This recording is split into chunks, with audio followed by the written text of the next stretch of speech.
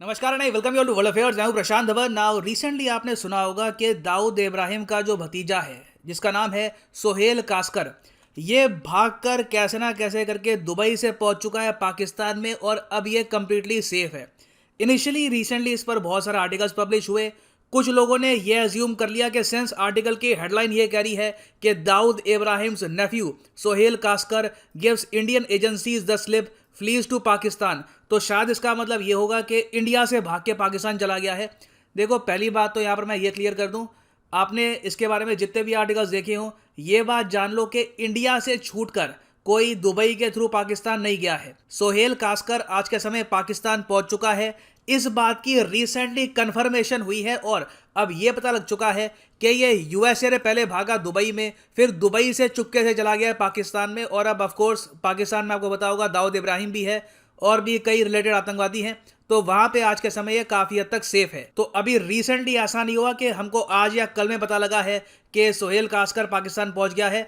Recent development ये है कि मुंबई पुलिस ने एक फोन कॉल इंटरसेप्ट करी। इन लोगों का भी एक नेटवर्क है, तो इन लोगों ने अपने नेटवर्क से पता किया और उसके बाद अमेरिकन एजेंसी से भी कंफर्म कर लिया कि ये आवाज सोहेल खासकर की है ना। तो अमेरिकन एजेंसीज ने भी कंफर्म करके कह दिया कि हाँ बिल्कुल ये आवाज सोहेल खासकर की है, दाऊद इब्राहिम का नेफ्यू। यूएसए में इसको डिक्लेयर कर दिया जा चुका है एक नार्को टेररिस्ट, और अब ये कैसे ना कैसे करके छुप चुका है पाकिस्तान में। तो इस वीडियो में मैं आपको ये बताऊंगा कि सोहेल खासकर है कौन, और ओवर द ईयर्स आतंकवाद को लेकर, स्पेशली उस आतंकवाद को लेकर जहां पे पाकिस्तान इन्वॉल्व है, यूएसए की हिस्ट्री रही है जब इंपॉर्टेंस बहुत ज़रा होती है, जब इंडिया को बिल्कुल हेल्प चाहिए होती है, यूएस अचानक से मुंह मोड़ लेता है या फिर ये कहता है कि नहीं हम यहाँ पे ज़रा हेल्प नहीं कर सकते। अब सोहेल खासकर का केस भी अजीब सा ही है। यूएसए में इसको सजा हुई थी, उसके बाद इंडिया बातचीत कर रहा था यूएसए के साथ कि सोहेल कास्कर को अपने पास रखना, मुंबई पुलिस आकर इसको वापस इंडिया लेके जाएगी। उससे पहले ही इसकी जो सज़ा ख़त्म हो जाती है, ये जेल से बाहर निकल जाता है, फिर कैसे ना कैसे करके चुपके से जो सिक्योरिटी एजेंसीज हैं उनको बेवकूफ़ बनाकर पहले पहुंचता है ये यूनाइटेड अरब एमिरेट्स में, फिर पाकिस्तान चला जाता है। इसमें क्लियरली आपको दिख रहा होगा एक बहुत ही बड़ा फॉल्ट है यूएसए का, और मेरे हिसाब से जो ये हेडलाइंस है वो यही होनी चाहिए कि यूएस एजेंसीज के जो क्लचेस हैं उनसे छूट के भागा है सोहेल खासकर। और इंडिया में ऑब्वियसली फ्रस्ट्रेशन इस बात की है कि अगर दाऊद इब्राहिम का जो भतीजा है ये मुंबई पुलिस के हाथ में लग जाता तो डी कंपनी के बारे में और काफ़ी सारी जानकारी मिलनी थी। सोहेल खासकर दाऊद इब्राहिम का बहुत करीबी था, जो 1993 में मुंबई में बॉम्ब ब्लास्ट हुए थे, उसके बारे में काफ़ी जानकारी मिलनी थी। तो यूएसए के ब्लंडर की वजह से इंडिया को काउंटर टेररिज्म में यहाँ पे नुकसान झेलना पड़ा है। अब सोहेल खासकर के जो डिटेल्स है ये मैं आपको बताता हूँ। दाऊद इब्राहिम का एक भाई था नूरा, जो पाकिस्तान में 2010 में किडनी फेलियर से मर गया। उसका बेटा है सोहेल खासकर। ना बताया जाता है कि 1993 में जब मुंबई में सीरियल बॉम्ब ब्लास्ट हुए, उसके कुछ ही दिन पहले सोहेल खासकर दाऊद इब्राहिम समेत कई और जो इनके एड्स है, जो इनके आप कह लीजिए रिश्तेदार हैं, इन सब के साथ पाकिस्तान भाग गया था। उसके बाद काफ़ी सालों तक सोहेल खासकर को देखा नहीं गया। फिर अचानक से क्या हुआ, ये अरेस्ट किया जाता है स्पेन में।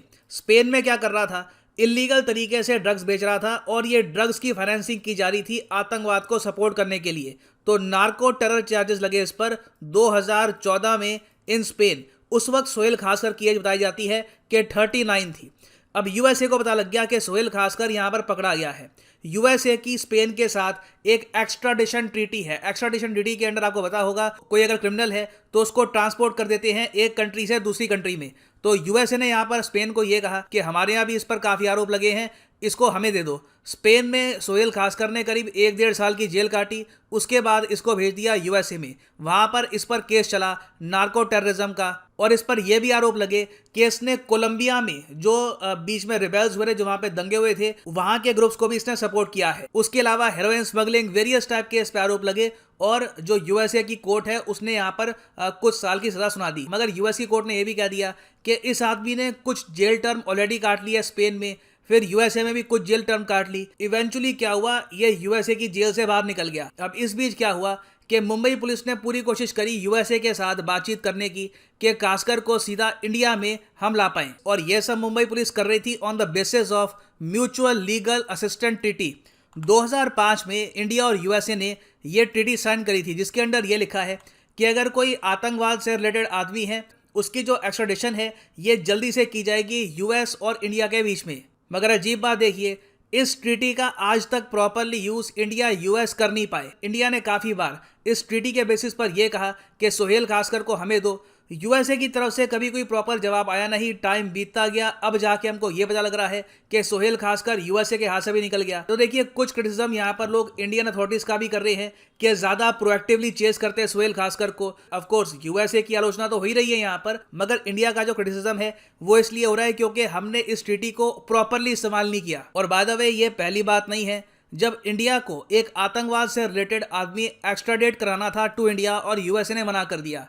26/11 हमलों का जो मेन मास्टरमाइंड है डेविड कोलमैन हेडली, इसको इंडिया में लाने की खूब कोशिश करी गई।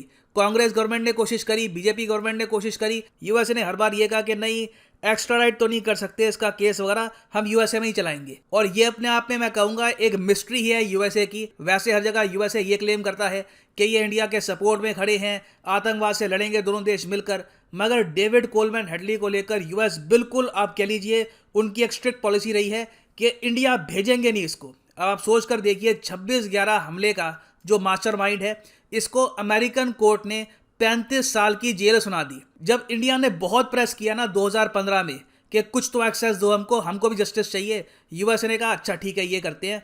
ये इंडिया में आएगा तो नहीं, मगर एक ना वर्चुअल वीडियो लिंक से हम केस कर देंगे इसका।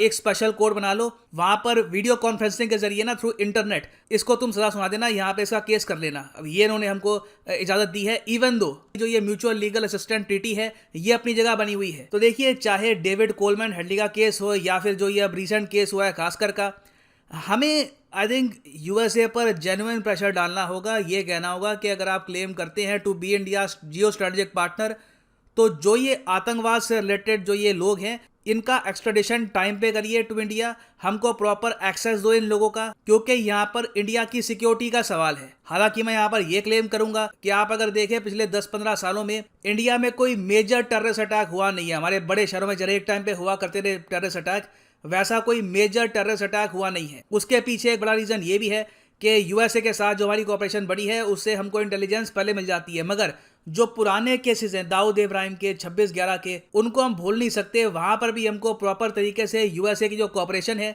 ये डिमांड करनी चाहिए। खैर अभी के लिए मैं उम्मीद करता हूं कि आपके माइंड में ये बात क्लियर हो गई होगी कि सोहेल खासकर इंडिया से नहीं भागा, ये यूएसए से भागा है और यूएसए से भी कई महीनों पहले भाग गया होगा। अब बस कंफर्म हो चुका है कि अब पाकिस्तान में सेफ है। और पाकिस्तान में तो खैर हिस्टोरिकली कई आतंकवादी गए हैं सेफ्टी के लिए।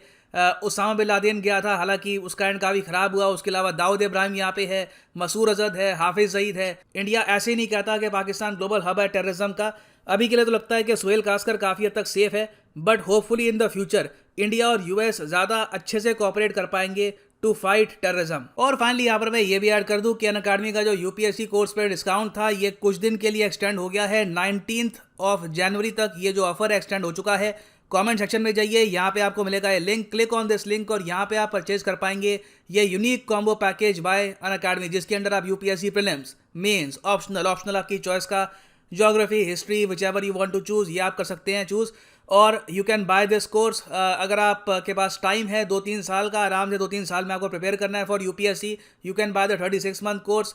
अभी के लिए ऑफर ये चल रहा है कि अगर आप ये जो 18 मंथ का कोर्स परचेज करते हैं तो आपको 3 मंथ्स एक्स्ट्रा मिलेंगे और 10% डिस्काउंट भी यहाँ पे आपको मिलेगा। सिंपली आपको यूज करना है code PD10 and the prices will fall. So use the code PD10 and save money. So इसी नोट के साथ ये है वीडियो का अंत। Thank you for listening and as always God bless you all.